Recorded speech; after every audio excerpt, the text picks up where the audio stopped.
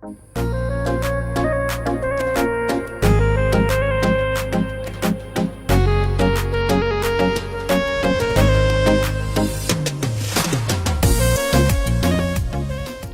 আলাইকুম দর্শক, এই মুহূর্তে আমরা যেখানে দাঁড়িয়ে আছি আপনারা দেখতে পাচ্ছেন, আপনারা জানেন ছাত্র আন্দোলনে বাংলাদেশে সব কিছু স্থবির হয়ে পড়েছিল। তা আমরা আজকে বহুদিন পরে সুন্দরবন এক্সপ্রেস সেটি কিন্তু আপনাদেরকে দেখাতে চলেছি। এইমাত্র ঢাকা কমলাপুর স্টেশন থেকে রাজবাড়ির উদ্দেশ্যে ছুটেছে।